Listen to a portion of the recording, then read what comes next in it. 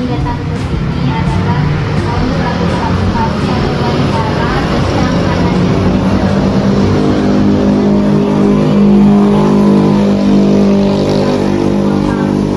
Universitas mata kuliah Edupreneur. Jadi di sini nanti kami akan bertanya mengenai bisnis yang Ustaz ini. Jadi untuk langkah awalnya Ustaz di sini saya ingin mengetahui sedikit tentang identitas Ustaz, siapa Pak Ustaz, tentang lahirnya dan sedikit tentang apa. Bismillahirrahmanirrahim. Alhamdulillah rabbil alamin, nasyukuru azza wa jalla, sallallahu wa sallim ala rasulihil karim nabiyina Muhammad sallallahu alaihi wasallam. Allahumma shalli ala Muhammad wa ala ali Muhammad. Nama saya Abdul Ghani SPDI MID. Di saya tanggal setempat lahir di desa Seliruang 1 Oktober 1992. Jadi saya SD dulu di desa Seliruang. Kemudian saya melanjutkan MTS dan Madrasah Aliyah di Pondok Pesantren Darul Ma'wa di Bangkinang. Kemudian S1 di UIN Pekanbaru, jurusan Pendidikan Bahasa Arab, Fakultas Tarbiyah. Itu tahun 2012 sampai tahun 2016. Kemudian saya melanjutkan S2 dari tahun 2017 sampai 2019. Jadi saya S2 di Sudan, nama kampusnya Khartoum International Institute for Arabic Language. Itu nama bahasanya Ma'hadul Khartoum Ad-Dawli Lil-Lughat Al-Arabiyyah, jurusan yang sama, pendidikan bahasa Arab. Di tahun 2019 saya sudah mulai mengajar di pesantren Sanam Nagabari di Ayat sampai sekarang. Dan juga saya mengajar di pesantren Darul Nahdhah Ademi, tempat saya sekolah dulu. Kemudian saya juga mengajar di UIN, ya, di Fakultas Ekonomi. Kemudian di sore hari kami membuka kursus bahasa. Jadi di sini bukan hanya kursus bahasa, bukan hanya kursus bahasa Arab, tetapi bahasa Inggris juga ada. Kemudian bimbingan belajar untuk anak SD juga ada, yang mana di situ ada program privatnya, ada program reguler. Jadi gitu. Apa yang Ustaz pahami tentang konsep edupreneur? Konsep edupreneur itu seperti apa ini ya, usaha yang di bidang pendidikan gitu, ya. Ya, kalau saya melihat usaha yang berbentuk pendidikan ini memiliki peluang yang sangat besar, ya, karena tentu semua orang, khususnya untuk yang non formal ini, karena semua orang ingin anaknya itu melebihi dari kawan-kawan yang lain, ya, dengan cara ada belajar tambahan di luar, ya kan, apalagi untuk di bidang bahasa, ya, bahasa Arab ataupun bahasa Inggris, karena para orang tua sangat menginginkan anak ini kan di bidang dua, ada yang di bidang umum, ada di bidang agama. Di bidang umum tentu mereka ingin anak-anaknya pintar bahasa Inggris, di bidang agama tentu ingin bisa belajar bahasa Arab. Jadi memang peluangnya sangat besar sekali. Kemudian tentu kita harus punya tanggung jawab, ya, karena yang namanya non formal ini orang akan melihat, ya, kalau mereka tinggalkan kursus, ya nggak ada pengaruh di sekolah. Tentu yang lebih kita utamakan itu layanannya, kemudian ya servisnya, kemudian tanggung jawab dan kejujuran itu harus ada. Yang namanya uang, ya, yang namanya pembayaran itu kan sensitif. Ada orang tua yang memang sangat kritis, ya, misalnya tahu dia nanti ini sudah 1 bulan dibayar. Ada yang memang orang tuanya nggak nyimak sama sekali. Maknanya nggak nyimak itu, ya, misalnya nggak tahu dia, misalnya udah belajar 2 bulan, udah belajar 3 bulan, nggak ada pembayaran sama sekali dari orang tuanya, gitu kan, macam-macam kan. Tapi intinya kita melayaninya dengan secepatnya. Jadi boleh kita cemberut atau kita menyindir, nggak boleh, karena yang kita non formal ini memang kita memberikan servis yang baik kepada warga, ya. Jadi gitu. Bagaimana awal mula Ustaz memulai usaha ini? Apa latar belakang sehingga Ustaz mendirikan usaha ini? Iya, bagus. Jadi latar belakang saya buat Mafazatus Bahasa ini dulu waktu saya kuliah di Sudan itu ada kawan saya dari Suriah, beliau kandidat doktor di Jamiah Khartoum. Beliau orang Suriah. Kami berbincang-bincang, kemudian beliau memberikan ide lah ya. Idenya saya sampaikan bahwa ya gaji guru honor di Indonesia ini nggak terlalu banyak, ya kan? Baik itu di pesantren ataupun di negeri. Maka dia memberikan ide atau ya semacam pemikiran lah ya, pemikiran yang bagus. Dia mengatakan coba kamu buat kursus atau les bahasa Arab. Dia tanya, ada nggak di Bangkinang atau di tempat kamu tinggal itu ada kursus bahasa Arab gitu kan? Mas saya bilang nggak ada, yang ada cuma bahasa Inggris kebanyakan, ya kan? Nah, coba kamu buat. Ya misalnya kalau misalnya setiap anak membayar sekian misalnya kan, nah, kemudian muridmu ada sekian, ada berapa kamu dapat? Itu dia menghitung-hitung kasar lah ya. Saya berpikir ketika itu boleh juga ya. Nah, jadi saya berpikir karena di Bangkinang kan kursus bahasa Arab nggak ada. Rata-rata yang ada cuma ya seperti tahfiz, tahsin Al-Quran gitu kan. Selesai saya S2 tahun 2019 saya mengajar. Pertama kali saya ngajar tuh di pesantren Muallimin di Bangkinang. Saya mengajar bahasa Arab di sana. Kemudian adalah salah seorang wali murid ya memberikan ide juga, kenapa nggak buat kursus bahasa Arab di Bangkinang? Baru teringat oleh saya pesan atau ide dari kawan saya ketika di Sudan dulu. Nah, barulah saya mulai belajar dan bertanyalah kepada kawan-kawan yang sudah pernah membuat kursus sebelumnya, bagaimana caranya, bagaimana. Alhamdulillah setelah saya paham, kemudian barulah saya mulai ya mencari tempat untuk kursus.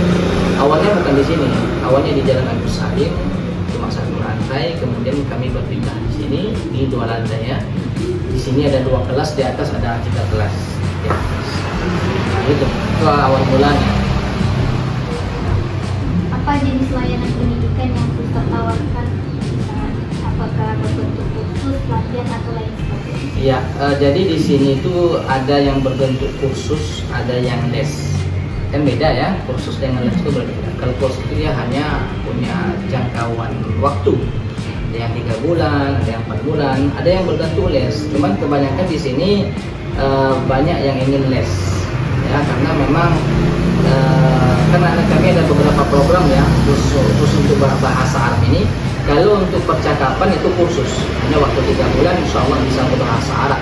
Tapi kalau untuk program membaca kitab itu tidak bisa 3 bulan. Ada yang 1 tahun, ada yang 4 tahun.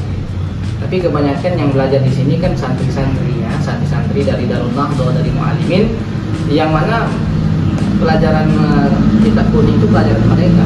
Jadi mereka memang sampai ada yang 3 tahun, 4 tahun. Ya untuk menguatkan mata pelajaran di pondok juga.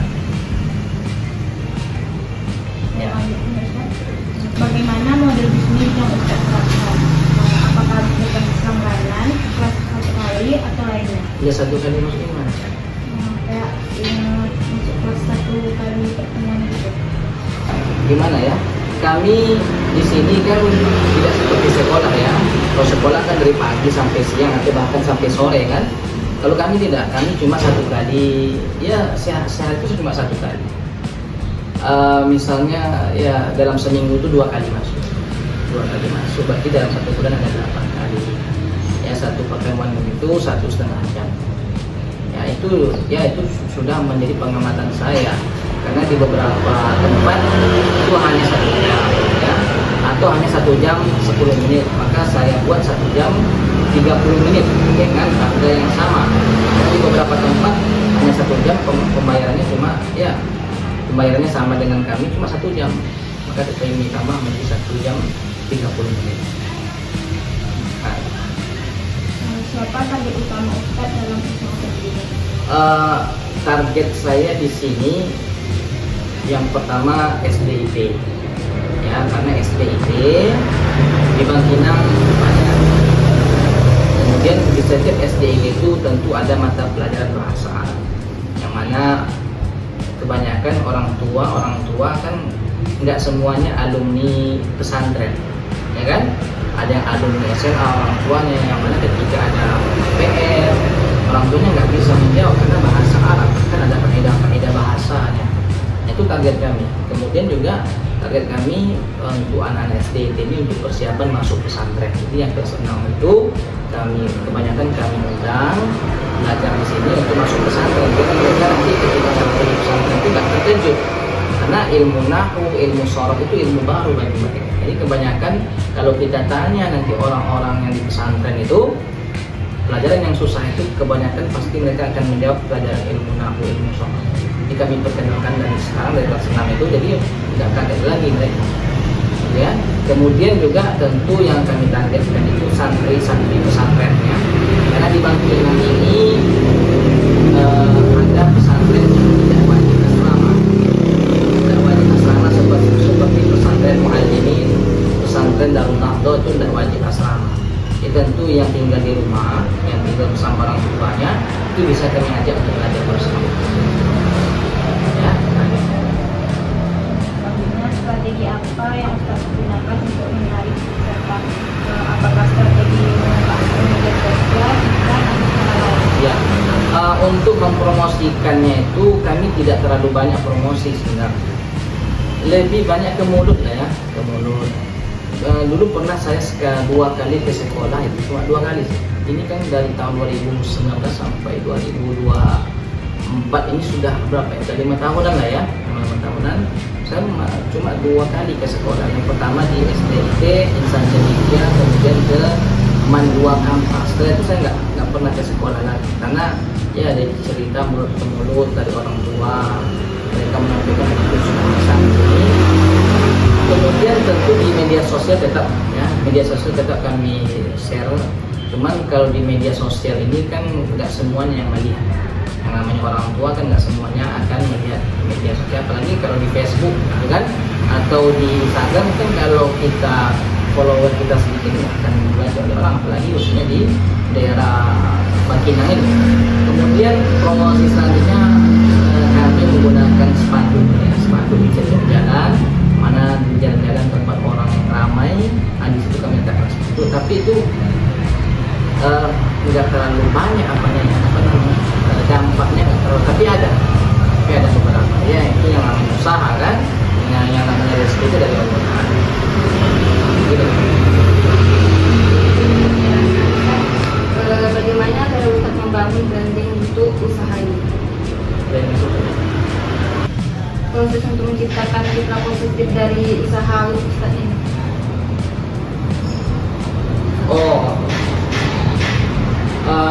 Salah satunya kadang kami mengundang orang Arab ya, karena di Bangkinang ini ada chef dari Mesir, dan dia orang Mesir asli, tinggal di Bangkinang.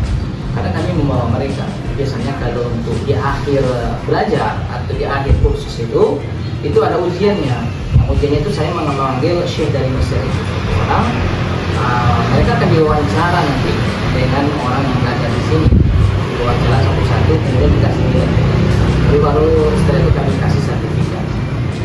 Biasanya seperti itu ya, untuk menarik, karena kebanyakan kan orang ketika berbicara bahasa Arab dengan kita mungkin berani, karena kita paham bahasa Indonesia. Tapi kalau mereka berbicara dengan syekh itu kan beda sensasinya, karena syekh itu nggak bisa berbahasa.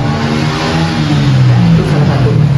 Kemudian kalau di beberapa keadaan juga kami juga memanggil ustaz-ustaznya alumni Bangkinang ya, ada yang dari Maroko, ada alumni Tunisia, ada alumni Mesir, kemudian ada alumni mana ya, alumni Sudan. Ayo.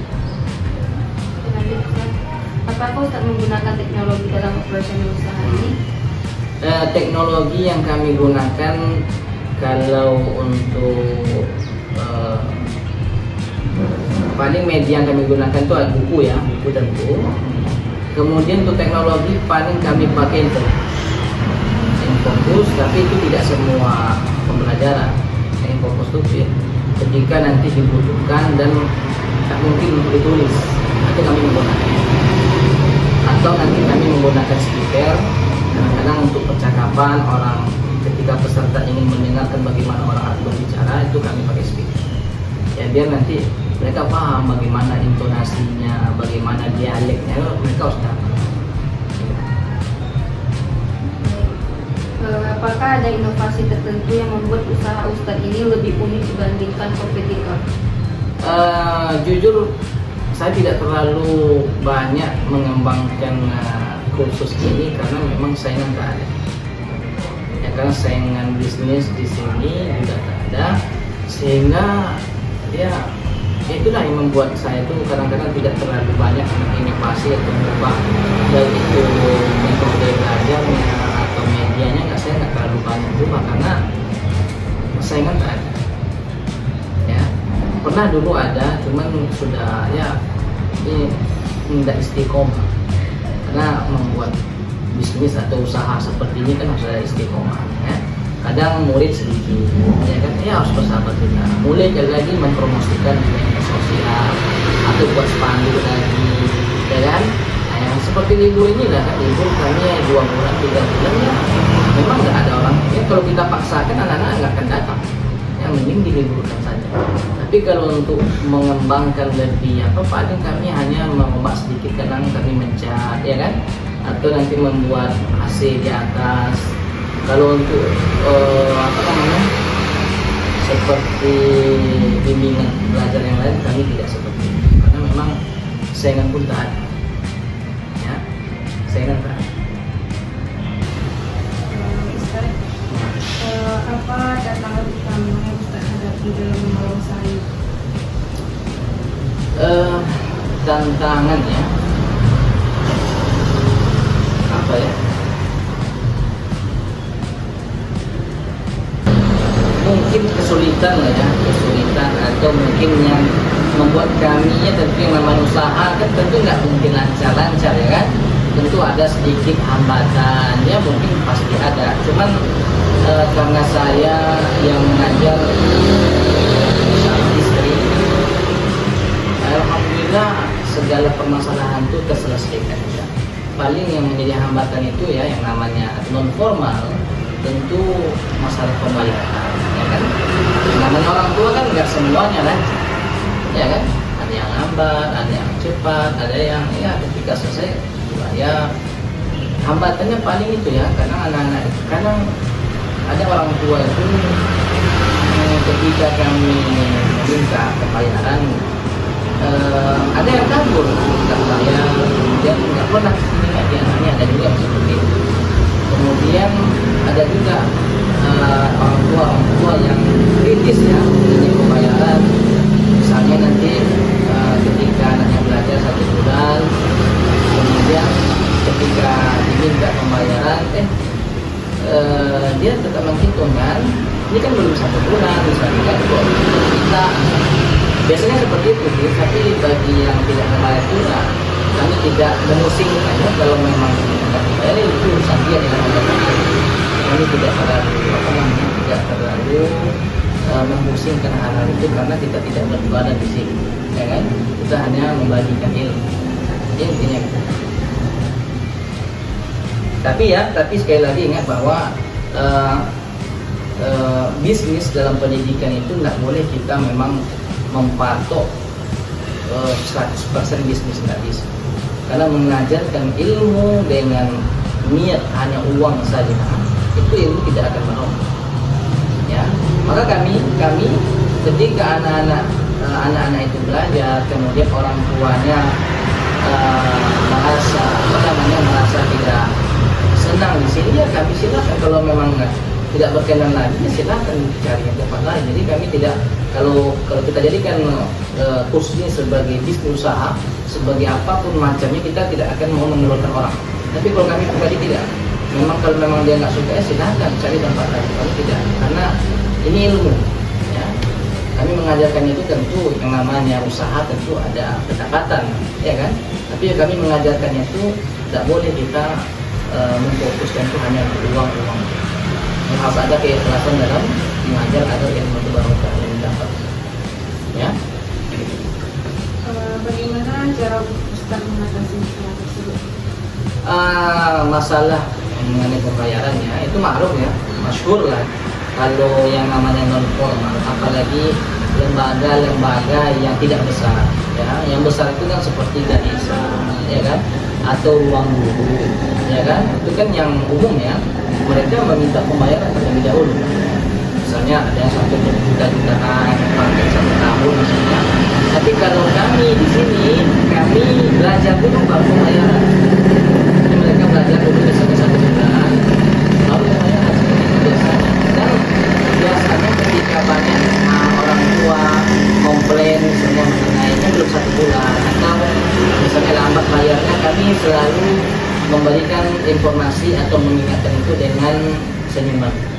Ibaratnya ada emot senyumnya lah, biar mereka tidak merasa kita kan bahasa chat ini tidak ada intonasi.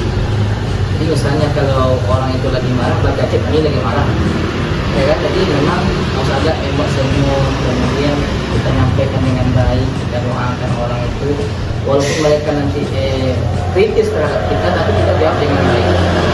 Jadi intinya layanan itu harus utama, meskipun mereka tidak membayar, tetapi kita tetap dengan senyum. Karena orang-orang yang lambat pembayaran atau tidak ada pembayaran sama sekali, terkadang mereka juga terkadang mempromosikan bisnis kita atau usaha kita. Karena kita tidak pernah menampilkan hal-hal yang jahat atau hal-hal kebencian terhadap manusia, gitu ya. Bagaimana usaha Ustaz ini dapat memberikan manfaat kepada Nah, ya alhamdulillah manfaatnya tentu ada, ya kan? Yang namanya anak-anak belajar di SDIT yang awalnya dulu mereka dapat nilai, ada yang dapat 50, ada yang dapat 60. Setelah belajar di sini alhamdulillah rata-rata ya itu 90 kan, bahkan ada yang dapat 100. Jadi kalau kami bandingkan misalnya ada anak itu yang ide, misalnya nih, yang juara 1 nggak belajar di sini, yang juara 2 belajar di sini. Nah, nilainya lebih tinggi yang juara 2, khusus untuk bahasa Arab ya. Itu penilaian yang sangat bagus bagi kami, karena memang tentu ada dampaknya lah atau pengaruhnya mereka belajar di sini, gitu ya.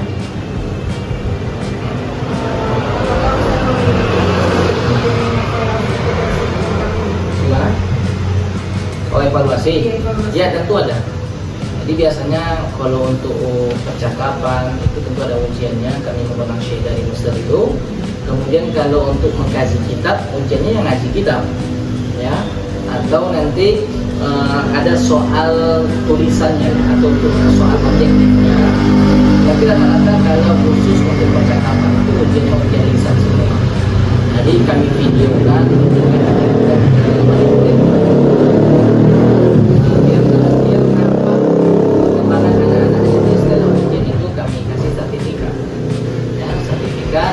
bahwa anaknya selesai level 1 misalkan, selesai level 2 hasilnya. Udah.